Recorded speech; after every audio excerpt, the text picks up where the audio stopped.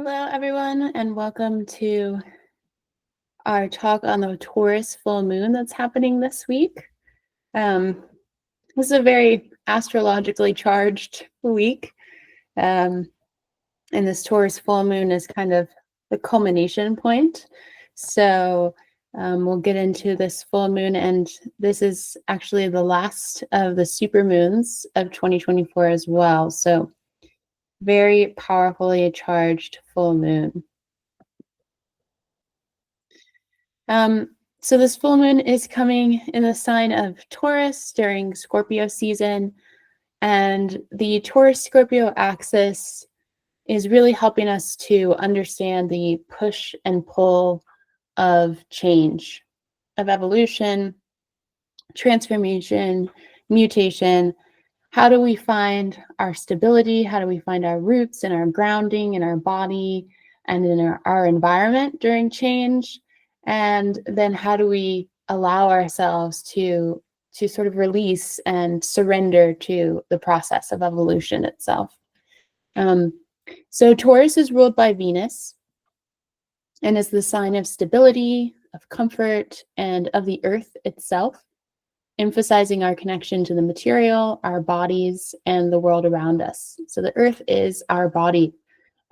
It's the body that gave us our bodies and the body that will receive our bodies when we finished with our lifetime on earth. And if you think about, Taurus is an earth element as well. So you think about Taurus season, it is the season of budding, right? It's like the second stage of spring. So we've emerged from the seed, we've emerged from the birth, and now we need to find our grounding and find our roots, find our stability so that we can grow as into a full plant or into our full life cycle. And that Scorpio energy is present during Taurus season, right? It's the water and the nourishment underneath the soil, in the soil, the information that's being fed to the roots through the water in the soil, to help us not remain too stagnant. Even though we're finding our stability and our foundation, we're also informing the transformation that's happening during Taurus season. And so Taurus is present during Scorpio season as well, and they're kind of flipped in that opposite way. You think about full moons as this moment of opposition to bring in the balancing opposite, to bring some balance and some stability. Scorpio season has us in the season of death, where everything's changing and mutating, rotting, decaying, falling away. And this Taurus full moon comes as this balancing moment to remind us of the roots, to find that stability, so that we can continue to evolve through the process and through the cycle. So this full moon is really serving as a reminder to ground ourselves in the middle of all of this Scorpio intensity, this change and transformation. And it's also encouraging us to connect with the tangible, sensible world around us, right? The body. Get back into your body, the textures, the taste, the sounds and sights that nurture your sense of well-being. And I like to think about how this is a really common technique when you're having like a panic attack, right? And that happens to you when you start to lose control or feel like you're losing control of yourself. The first thing that you do is you find some stability. You find what through your senses. So you find something you can touch, find something you can see, find what can you smell, what do you taste. You get back into the physical body. And this is very much the theme of this moon, is how can I get back to what helps me feel stable, what helps me feel grounded. Everything around me is changing right now. Everything's mutating, entering this portal of death. It's changing form. It just doesn't look the same. There's all this mutation happening. How can I get to what brings me some comfort and some stability? So let's talk about the key themes that will come up with a Taurus full moon in Scorpio season that we have every year. This is going to be first and foremost this balancing, stability, and transformation that we just talked about. So Taurus is an earth sign that's ruled by Venus, and that is important there, right? Associated with stability, comfort, and material values, which this is really common with earth signs, right? We're talking about the archetype of the body and of the material world, what we can feel and see and taste with our physical body, and also how we nourish and support the physical world and the physical body in the physical world and in the environment around us. And also hence, because of that association with Venus, at what we value. And Taurus has a lot to do with the sense of self-worth and what are your values that are informing how you are nourishing yourself and nourishing your body. Again, we're thinking about the roots, like pulling in all this information and pulling in nourishment to fuel the body or to ground the body or to help it grow.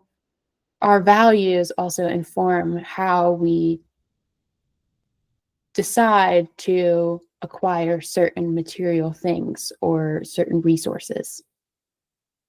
So Taurus energy is grounded, it's practical and focused on creating lasting security. Again, we think about that with kind of all earth signs, right? Virgo and Capricorn are very similar. They want to create structure, something protective, something grounded, something that's going to last. And with Taurus, we have this Venusian influence of beauty, of softness, of again, like our desire behind what it is that we're acquiring for ourselves and building for ourselves. And then Scorpio, on the other hand, is a water sign. So we have the opposition there between earth and water. And then is ruled by Mars and Pluto. And we get that opposition and balance with Venus through Mars there. And so Scorpio really represents depth, transformation, and emotional intensity. And Scorpio season encourages us to delve into the hidden aspects of our lives, facing what lies beneath the surface and confronting those deeper truths. When we bring these two opposing energies together, we create a unique opportunity to ground all of this transformative energy that's happening during Scorpio season into some tangible, real world changes. So this is a really powerful moment for examining our inner foundations and making the changes that we need to make that will lead to long-term stability. So Taurus is helping us understand what helps us feel grounded, what helps us feel safe. But while we're in the season of mutation and change and death and transformation and letting things go so we can bring something new in, we're also understanding and examining, Scorpio's like this investigator with the magnifying glass, looking at those foundations, looking at what helps us feel secure and helping us understand what also needs to transform even in the roots, even in the foundations, so that we can create even more stability and even more lasting change and also lasting growth.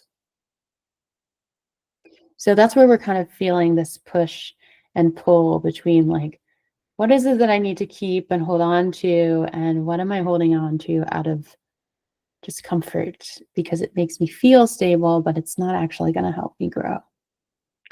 So that leads us to our second theme of security and letting go.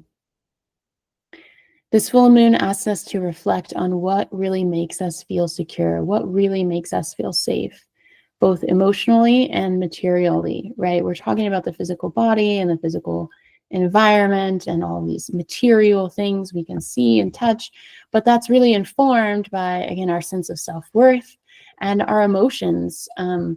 What also helps us feel emotionally safe. And that's really heightened because the moon is at home in its domicile in Cancer, but in Taurus, it's in its exaltation. So this is really highlighting this idea of emotional safety and security for us. A really great time to evaluate whether the current structures that we've created in our life, our relationships, are actually supporting what we value and what we need, or if we need to change things up, if we need to let some things go to adapt to all of the outer change that's been happening during Scorpio season. And I think we can all admit that this Scorpio season has been quite a bit of change.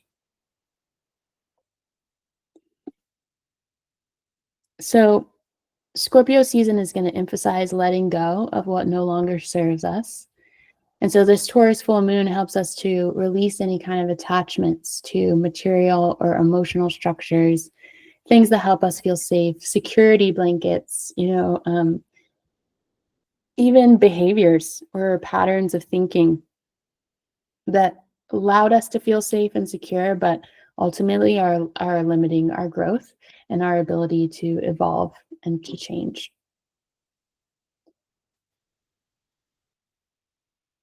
And again, this leads to this underlying sort of motivation of exploring our self-worth and our values. So Taurus is connected to self-worth, to personal values, and the things that we consider to be valuable. While Scorpio season explores the hidden motivations and the fears that shape those values. So during this full moon, you may feel the need to redefine what's meaningful to you and to let go of any beliefs or habits that are rooted in insecurity or fear. It's a chance to reclaim your worth based on what truly resonates with you, not what society or what others say.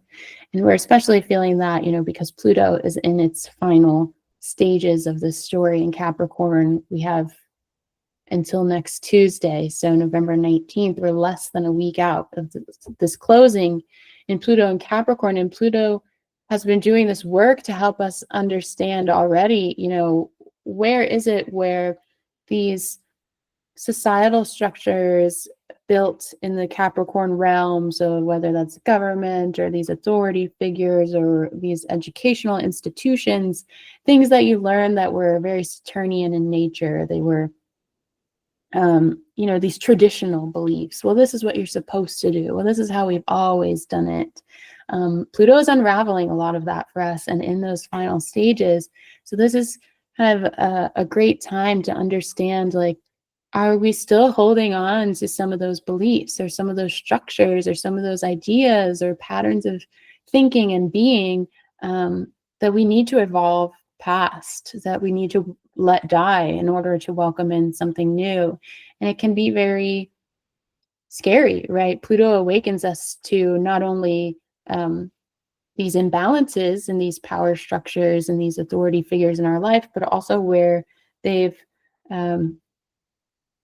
instilled in us this fear through this power struggle that we can't evolve past it, and Pluto will push us to let all of that go. So this moon is really highlighting, okay, we're seeing society really change rapidly before our eyes. This is not the world that we were told we were going to enter. This is not the world we grew up in anymore.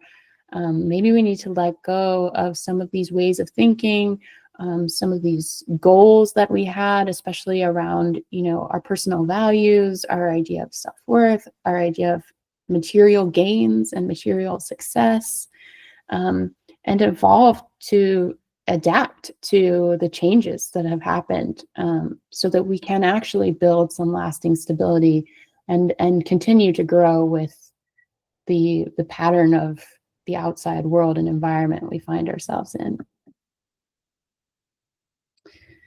Now, those are kind of the themes of, every full moon in Taurus that comes up during Scorpio season, but we'll look at specifically this moon and the story of this moon through its aspects.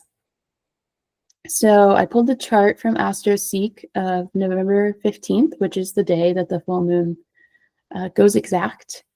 So you see right here, you have the sun at 24 degrees of Scorpio, and then exactly opposite of it, you have the moon in 24 degrees of Taurus. That's what creates that full moon, is that exact opposition. The first real big aspect that we see here is right next to the moon in a very close conjunction is Uranus, right, at 25 degrees of Taurus.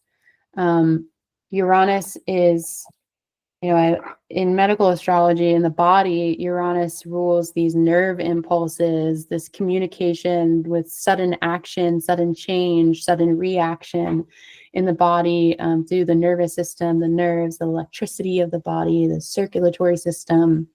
So we're thinking about sudden disruption, thinking about liberation, or thinking about change, we're thinking about breaking free. These are all, kind of keywords that we associate with Uranus. It's like something shocking to disrupt us. It comes about quite suddenly. And since Uranus is so close to Taurus right here, it's some kind of shock is coming to our safe space or to our roots, to our foundations, to something we have been building off of, to shake it up, to awaken us to a way to liberate ourselves, but also really change something.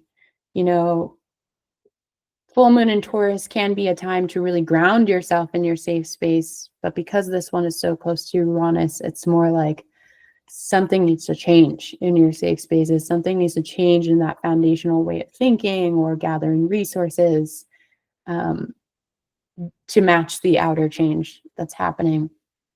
And also because this moon is happening with these aspects to big outer social planets like Uranus, Neptune, and Pluto, we can also expect that this is a moon that's going to bring significant social global changes that we'll have to adapt to, which I think in leading up to this moon, we've already been feeling and seeing with the elections. So something happening that's just really disrupting things that feel very foundational for us that we may have relied on in the past. And we're going to realize we need to move past it. We need to let it go. It needs to change. It needs to adapt. There can be coming up for us this desire for freedom. Something that once felt very stable and secure can feel stifling. It can feel like it's really restricting and limiting our growth, and we need to break free of it. Uranus is also the co-ruler of Aquarius, and the other ruler of Aquarius is Saturn. And so we have Saturn showing us, how to build stability and safety and create structures with, that have these hard line boundaries that we can build our entire life and our legacy upon. And then Uranus is like, well, how can we use those foundations and those structures as a springboard to leap into this like visionary future, which is the story of Aquarius. And so it also feels like we're really being set up for this Pluto into Aquarius move that comes just a couple days after this moon. So there's also this idea here of like, okay, we've had, society has looked a certain way. Things have been run a certain way. I've been raised within these kind of rigid confines, and they've made me feel safe and secure, but obviously that is no longer applicable. So how do I now use that knowledge and use those past experiences as the springboard to follow a more unique path, and to align more with collective goals and collective safety and collective growth, right? There's also this idea with Uranus in Taurus in general, who is closing out a story there, right? Uranus is going to move into Gemini next spring. There's this story that we're like, or there's this sense that we need to evolve before we feel even ready with Uranus, because it's like quite shocking and it's unexpected and it's a bit of a surprise, and it's disruptive in that sense that we feel that we weren't, well, I'm not really prepared, I'm not really ready. And I had a friend say to me a couple of weeks ago, she said, sometimes when we feel we're ready, it's already too late. And that feels like something Uranus would say, especially with this moon. So Uranus is like, whether you like it or not, you gotta change. You gotta do something new. And we can feel that desire really building up. within us to evolve, to change something, which can help us, let go during this Scorpio season. And we also have supportive energy from the other outer planets. Sextiles and trines are more supportive, benefic energy. So a sextile from Neptune is like, Neptune is in Pisces, also closing out that story here at 27 degrees of Pisces. We'll be moving into Aries next spring as well. Been doing a lot of work here in this Pisces house. And so this energy is like, we're feeling the collective emotional body during this time. Again, this is, looking like with these outer planets, it's going to be more of a social global change or disruption. So we're feeling that interconnectedness with the rest of humanity, with the rest of the world. We're feeling the empathy and the compassion, not just for ourselves, but for others who are going to have to adapt to the changes that are coming. And we're also thinking about this change and how it can support our dreams, our aspirations, right? With Neptune in Pisces. This placement is also enhancing our intuition, which is really great during this time and very, aligned with Scorpio season, where we're connecting to these more intuitive body wisdom. And there's also this sense with Neptune, this sextile with Neptune, that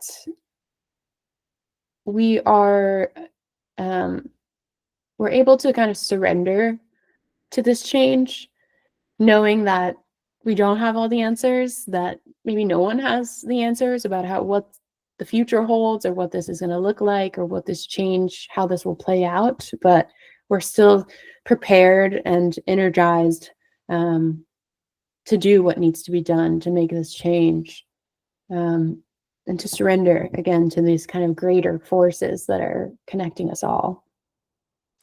And then we also have a trine to Pluto. So Pluto's here at that 29th degree of Capricorn. Very final stages. We're finishing this Capricorn story, bringing a lot of intensity to this moon as well. But we're also, Pluto in general and Capricorn has been helping us to recognize the shadow that exists. These, like we were talking about earlier, these authority figures or structures or traditions or beliefs that have disempowered us, and we're reclaiming that power. And it also helps us to recognize and really confront the underlying motivations behind this change that we want to make, or this new direction we want to take, or this breaking free and liberation we have for ourselves. We're confronting any kind of inner fears or vulnerability we may have about the power structures we're going up against, and finding ways to empower ourselves and still feel safe to make this change. We also want to look at Venus for this moon, because Venus is the ruler of Taurus, so is the ruler of this moon. And Venus has just moved a couple days ago into Capricorn.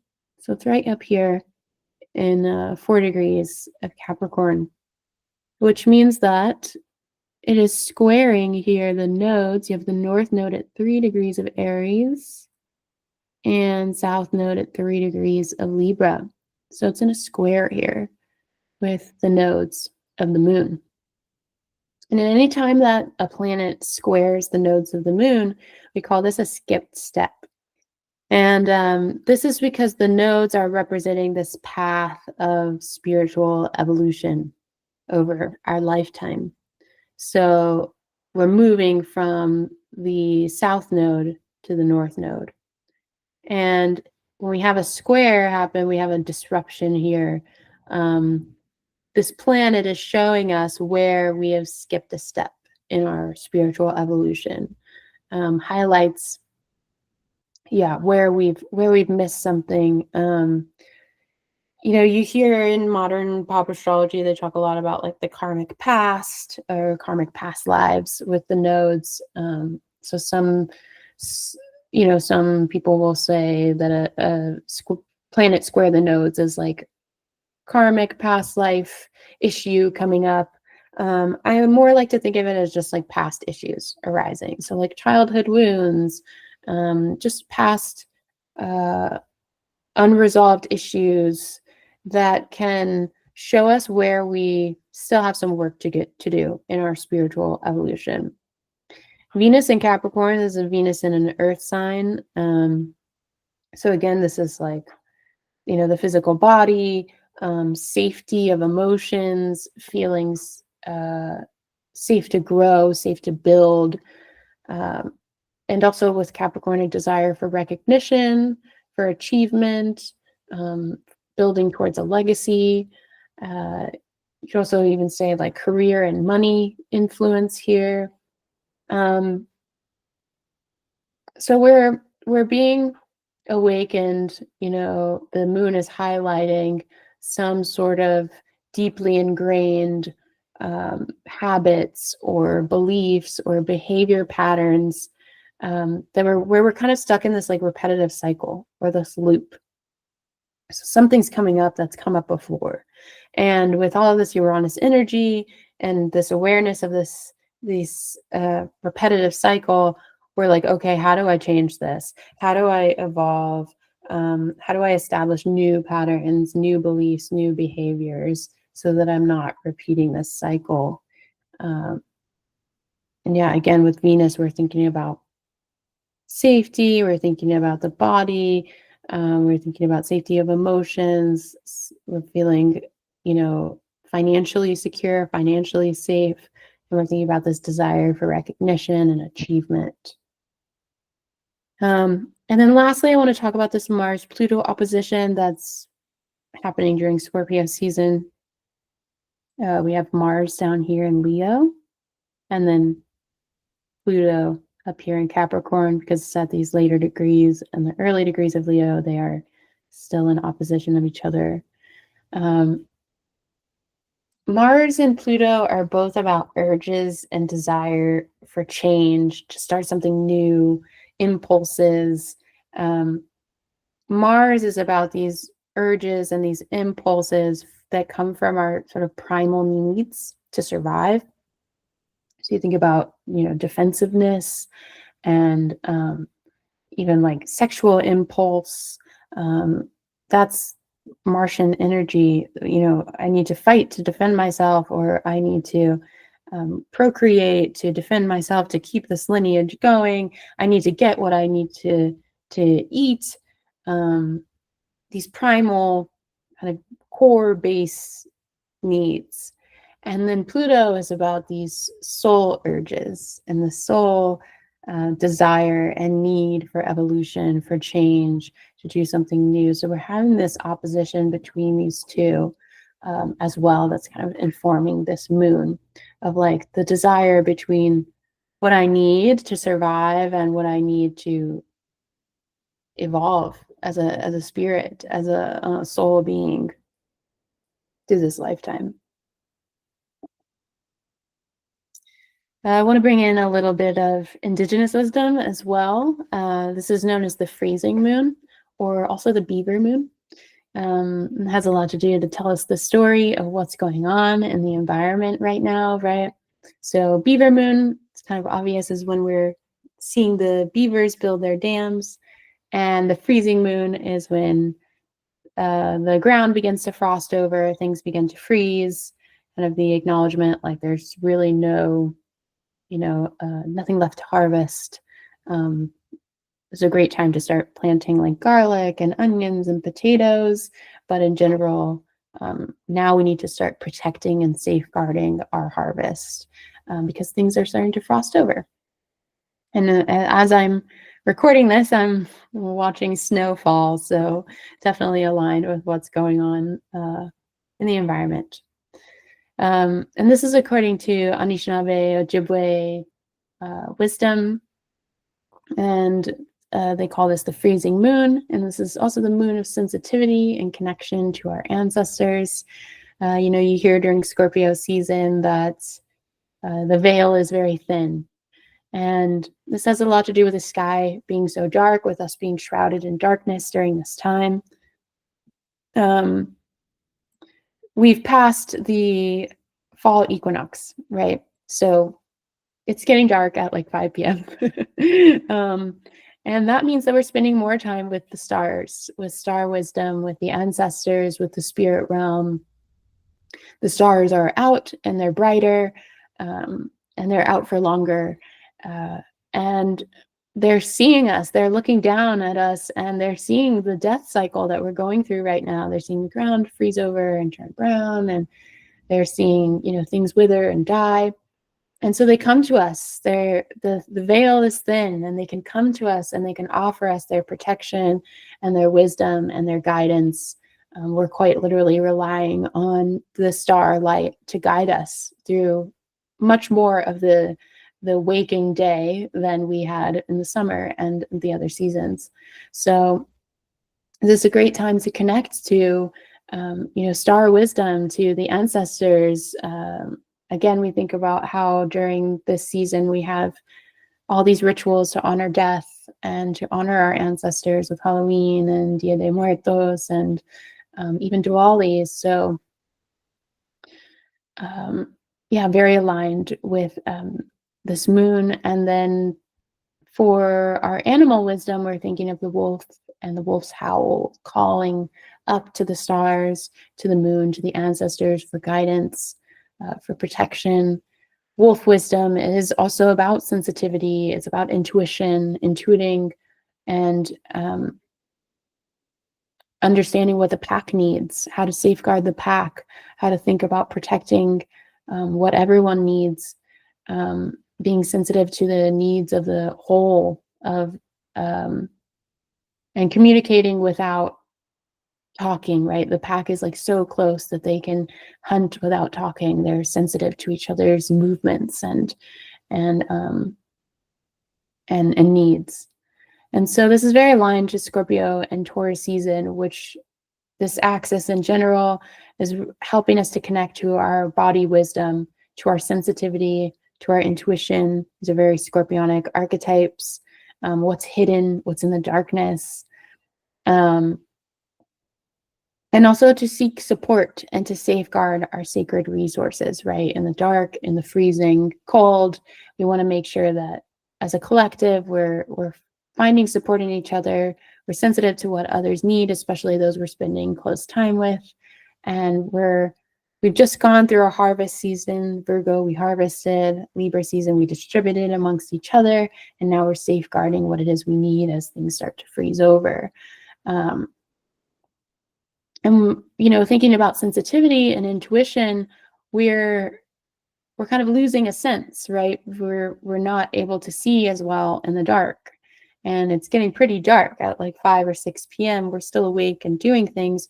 We have to rely on the rest of our senses. So we become sensitive and intuitive in that very body and grounded sense that we need to rely now on our sense of smell, on our sense of hearing.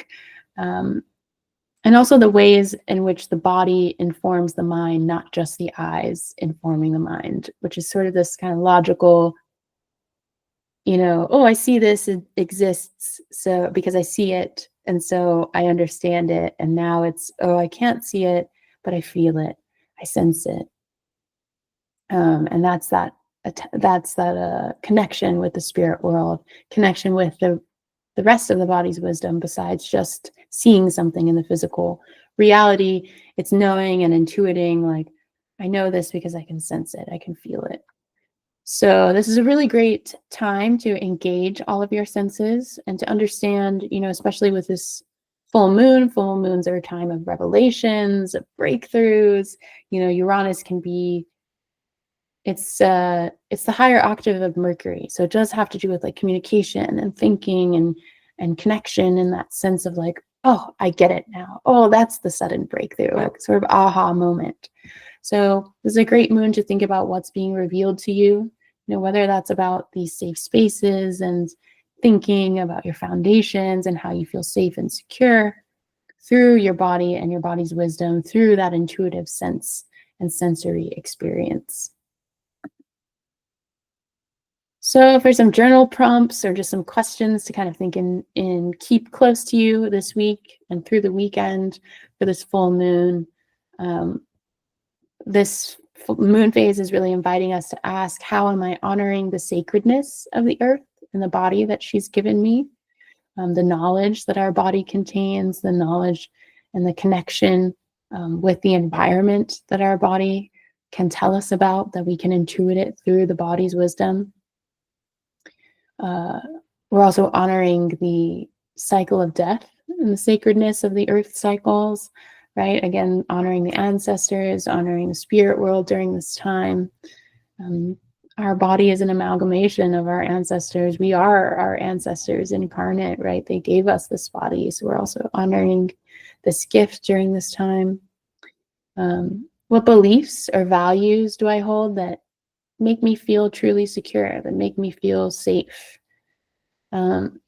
Safety is kind of a weird paradox, right? Because we are mortal beings. We are always in the face of our own mortality. We are constantly having to meet that truth that one day we will die, that everyone we know will die, that everything around us will die. So how do we feel safe when we are unsafe? And there's this idea that nothing truly ends. We will change form, but we will never really die. And so maybe that's some way that you find some safety there, and connecting with your ancestors who have transitioned from this body and transitioned from this form. Maybe they can bring you a sense of safety and security. Where have I been prioritizing comfort over authenticity? So again, we're thinking about what's coming up with this Taurus moon, like where am I holding on to something too tightly, and it's not allowing me to grow. It's not allowing me to evolve and become an even greater version of myself, a more authentic version of myself. And what kind of attachments or habits am I ready to release in order to grow, right? That's a very big theme during this Scorpio season, is what can I let go? What can I let fall to the ground to decay and begin its process of mutation and change?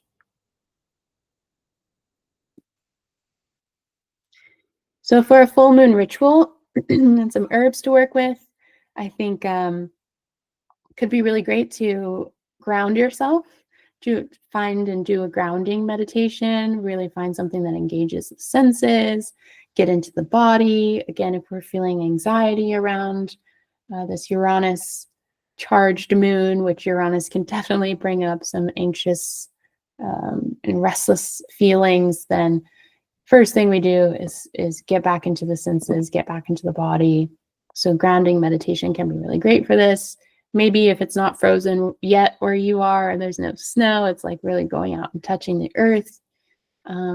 Just a way to feel safe and secure and present in the body. And then an herbal bath or a foot soak can be really great for this, combining that sensory experience of an herbal bath. It's very Venusian, it's a bit luxurious, but we're also combining the water, that scorpionic element there. I think baths are great ways to get downloads. It's like people talk about getting all these great ideas in the shower. It's like a bath is like a slower shower. So you can maybe have time to write something down or really think through something in a bath. Or if you don't want to take a full bath, you can do a foot soak. The feet are the roots of the body, the roots of our energy. And so soaking them and cleansing them and cleaning them can be a really beautiful ritual to do during this moon.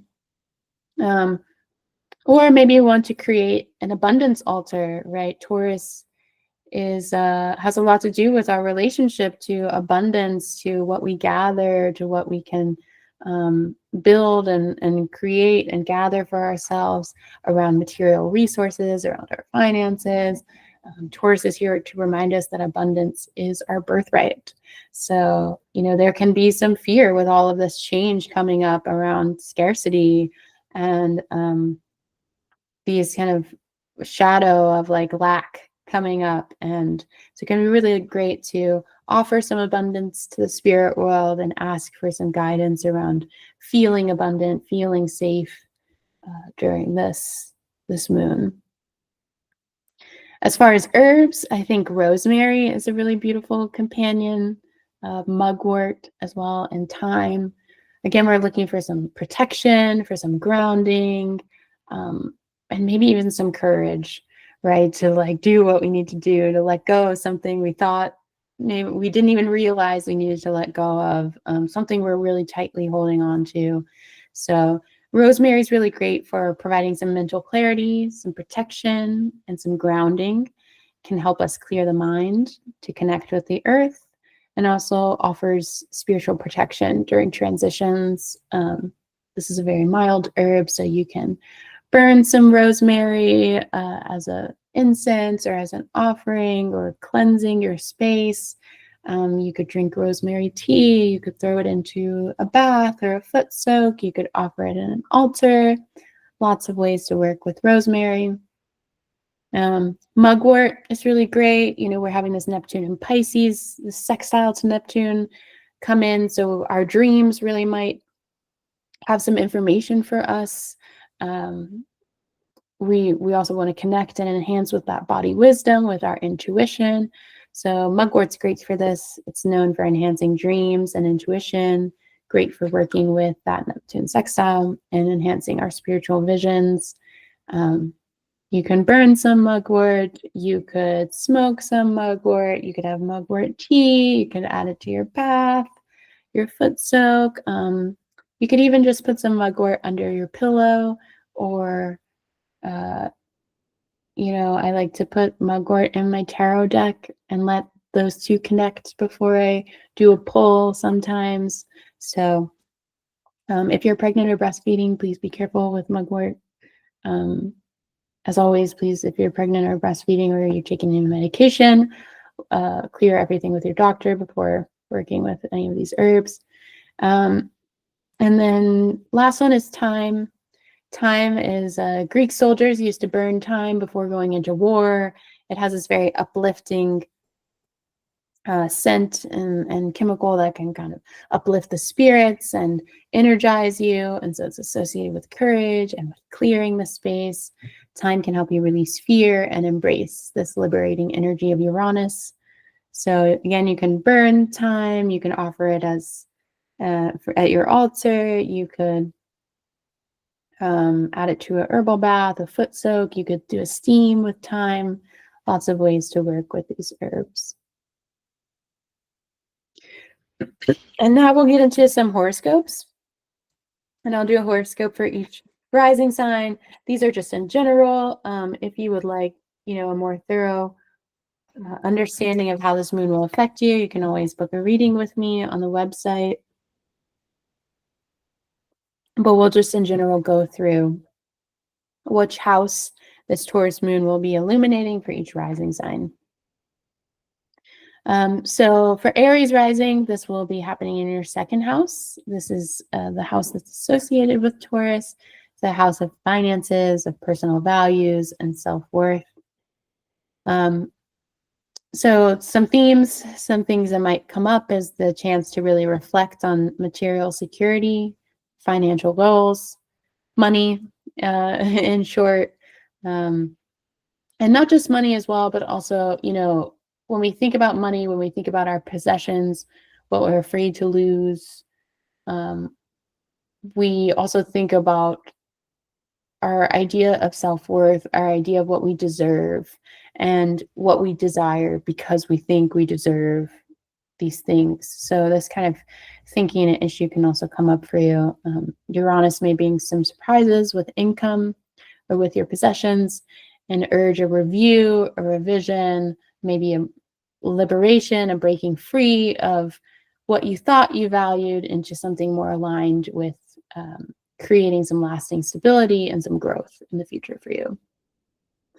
For Taurus rising, it's going to be happening in your first house. So this is the house where the soul enters the body and where the outside world really interacts with that meeting of soul in body. I think of the aura, this energetic presence. It's who the world is meeting, who or what the world is meeting when they interact with you energetically, and vice versa. So how you're experiencing this energetic interaction with the world. This is also opposite your 7th house of relationships. So this is also like how I'm showing up in relationship as well. It can be in this opposition to this moon, so can come into play. This is a very deeply personal full moon for you. You can expect some insights about your self-image, any changes that you need, and how you present yourself to the world, how you interact with others. Uranus could bring some unexpected shifts and help you break free from outdated self-perceptions, this idea of this identity that's holding you back, that's restricting you from really growing or adapting to the changes of the world and what's going on right now. For Gemini rising, this is happening in your 12th house. So this is the house of the subconscious, the intuition, past influences, the spirit realm. This is also the realm of sleep.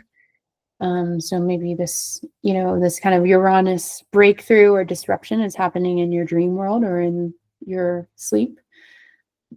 Some themes here are reflecting on hidden fears or subconscious patterns that affect your security.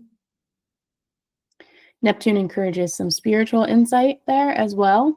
But Pluto is going to bring some depth and some confrontation to the underlying motivation of these realizations. It's a really powerful time for releasing old attachments.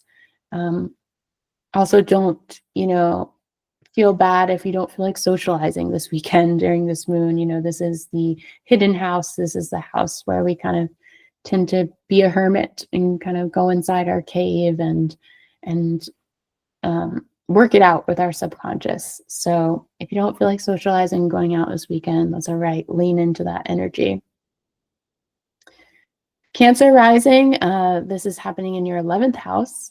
This is the house of friendships, so social networks and future dreams. So your future aspirations, where you want to be in the future, your goals and your dreams. So this full moon is really highlighting your social circles, and that can be in person or also online, Instagram and social media, and how you're showing up on the internet, as well as your overall goals and aspirations, where you want to be in life, what you're working towards. It's asking if these friendships, or again, these platforms that you're on the internet, how you're showing up on the internet, are supporting your growth and your values. Uranus might bring some sudden changes in your connections or on these platforms and guide you towards something that's a little more authentic and helps you to evolve and grow. For Leo rising, this is happening in your 10th house of career, public image, your legacy. This is the brightest house, right, where you're really being seen and recognized, and also your long-term goals around work. So some themes here that might come up with the moon is like reevaluating your professional path, your reputation, your legacy again. Is that all aligned with your true values, with what will help you grow, with what will create long-term stability for you? Uranus may bring a surprising turn at work, pushing you to step into a more authentic role, or to show up in a way that's more aligned to your values, more aligned to your long-term goals, and how what you do value and what you desire for your career. Virgo rising, this is showing up in your 9th house. This is your beliefs, your higher learning, life and philosophy. Yeah, this is like your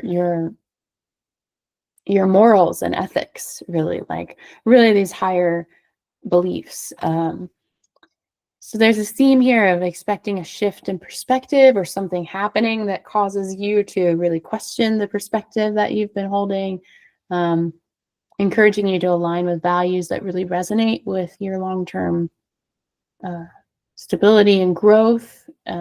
Uranus might lead you to some unexpected learning opportunities, or maybe introduce you to a new way of seeing things, a new way of yeah, of changing some like long-standing beliefs that maybe were limiting your growth and your evolution. Libra rising, this is happening in your eighth house. So this is the house of shared resources, transformation, intimate connections. This full moon lights up your area of shared finances and deep emotional connections with others. This is the supportive house to the relationship house. So this is like not just who you're in relationship with, but who you transform with, who you share close relationship and resources with, who you share your body with, who you share your time with, who you share your money with, who you share food with. Very tight circle here. So you can experience some revelations around financial partnerships or around intimacy with Uranus, encouraging some independence, some breaking free, some liberation in these areas, or just aligning yourself to some more authentic, values when it comes to interacting with others. Scorpio, this is your seventh house of relationships, partnerships. This is also close partnerships. So business partners, contracts, things like this. This full moon asks you to sort of evaluate balance and reciprocity in your relationships. Are you giving as much as you receive? Are you receiving as much as you give? Unexpected changes can arise with Uranus, and invite a new, fresh perspective on partnerships and also your values when it comes to who you are in relationship with. Sagittarius rising, this is in your sixth house of health and routines, day-to-day responsibilities, working out, going to work, eating habits, health and wellness. So you want to reflect on these daily habits, on your work-life balance, making sure that that's helping you build some stability in your life, right? So helping you nurture those roots so that you can grow. Uranus can shake up what's happening in your day-to-day routines and offer some new insights on creating stability and aligning you with maybe some better work goals for yourself, or aligning your work with what it is you really value and how it is you want to grow in the long term. Capricorn rising, this is happening in your fifth house. This is the house of creativity, of self-expression, of pleasure. And so this is a time to assess how you express yourself, how you experience joy and pleasure. Uranus could bring surprises in creative projects or romantic interests, urging you to embrace more authentic pleasures or a more authentic way of expressing yourself, right? Whether that's creatively, if you're an artist, or just in your interactions with the world and your interactions with your relationships, making sure that that's aligned to who you really want to be and how you want to grow. And Aquarius rising, this is happening in your fourth house. So this is home, family, emotional foundations. We also think about, the past with the fourth house. So this is like past behaviors coming up, and even, the ancestors or like things that are deeply ingrained in your DNA, like things you learned through your family, all have to do with that fourth house. So this full moon really emphasizes the importance of emotional security as well and stability in your home life. The fourth house is this house of emotional foundation, right? Of where you feel safe to express yourself emotionally and how you express yourself emotionally. Usually we learn that through our family dynamics. And we heal a lot of that through our ancestral trauma and lineage, what we have inherited. So you can expect some possible changes to your living situation, to your actual home and your family dynamics, or to your emotional foundation, your understanding of your emotional foundation. And just remember that Uranus is encouraging some flexibility, some innovation. It's disrupting you so that you can make things better and change. And finally, Pisces rising, it's happening in your third house. This is the house of communication, of learning, local community, siblings, roommates. This is a really powerful time to reconsider how you're communicating your ideas, how you connect with your environment, with your community, with your siblings, with your roommates, with your local people. So Uranus can bring shifts in your mindset, right? This has to do with communication, with thinking, with learning. There can be some unexpected news. All of this is pushing you to align with your truth, align with what it is you truly value and how you want to grow. So I hope that was insightful and helpful for you. I'm really looking forward to how this moon can liberate us, can shake us up for the better, for good. If you'd like to reach out for a reading, or if you'd like to know more, you can find lots of resources on the website surrounding herbs, surrounding this moon, horoscopes, and also my horoscopes for 2025 are being released. I currently have one out for the numerology of 2025 for Saturn in Aries, Neptune in Aries, and Uranus in Gemini. So check those out at the website at www.aquamooncosmos.com. And don't forget to follow us on Instagram as well at aquamooncosmos. Talk to you guys soon.